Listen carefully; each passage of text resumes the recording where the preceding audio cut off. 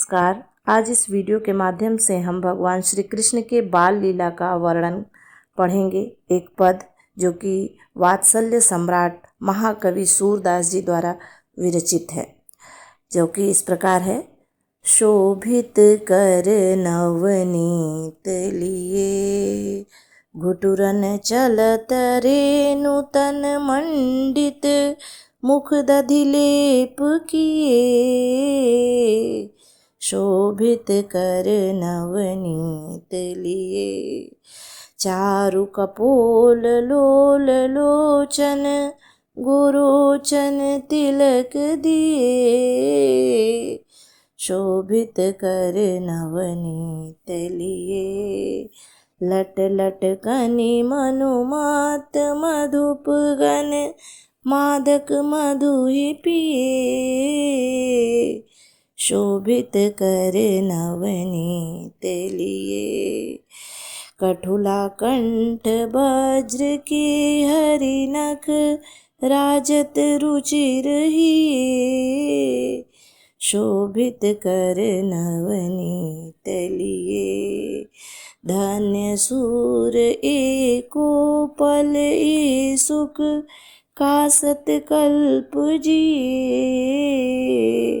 शोभित कर नवनीत लिए।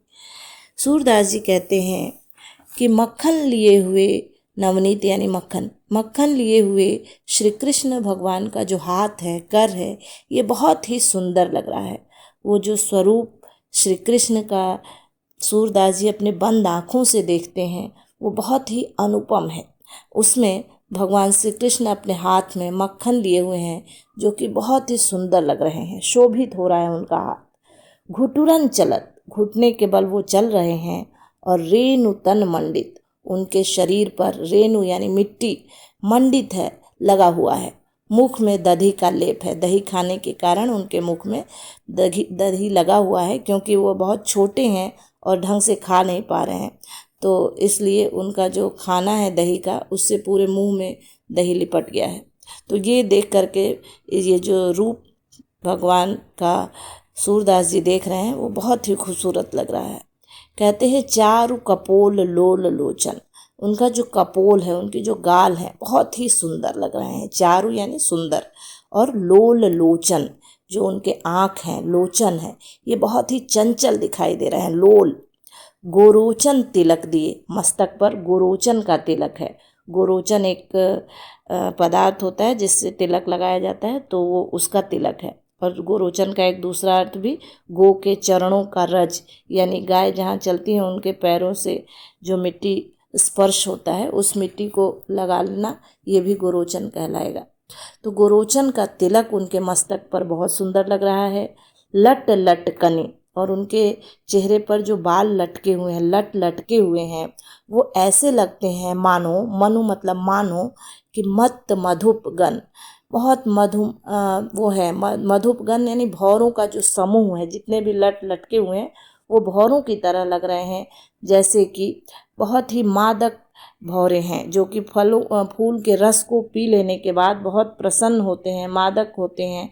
वैसे ही वो लट हैं, जो कि श्री कृष्ण के चेहरे को फूल की तरह समझ करके उसका रस पान कर रहे हैं। मादक मधु ही पिए, वो श्री कृष्ण के रूप सौंदर्य का मधुर पान कर चुके हैं, और इसी बात को कहते हैं कि मादक मतलब बहुत ही मदमस्त, मधु को जो स्पर्श उनके चेहरे का कर रहे हैं, तो चेहरे से उन्हें मधु प्राप्त हो रहा है, वो पिए हुए हैं, ऐसे वो भौरे लग रहे हैं। ऐसे उनके बाल के जो समूह हैं, जो लट उनके चेहरे पर लटके हुए हैं, वो लग रहे हैं।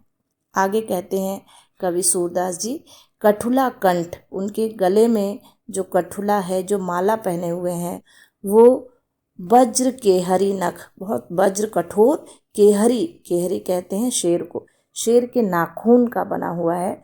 वो नज़र न लगे बच्चे को, इसलिए उनकी माँ ने पहना रखा है। वो भी बहुत ही सुंदर लग रहे हैं, राजत, सुशोभित हो रहे हैं, रुचि रही उनके सुंदर हृदय पर वो जो कठुला कंठ है, जो गले का माला है, वो वज्र के केहरी के नख की तरह है, जो कि शेर के नाखून का बना हुआ है। वो भी बहुत ही सुंदर लग रहे हैं। आगे कहते हैं सूरदास जी कि धन्य हो गया।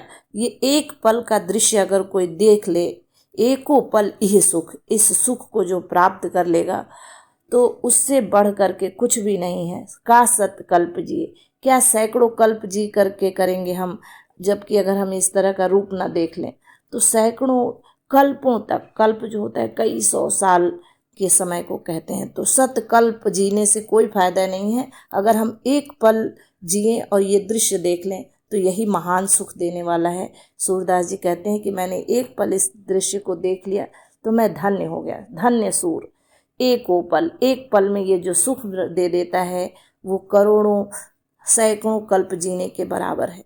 तो इस प्रकार से सूरदास जी ने भगवान श्री कृष्ण के बाल लीला का, उनके अनुपम सौंदर्य का, उनके चेहरे का जो सौंदर्य है उसका वर्णन इस पद में करते हैं। धन्यवाद।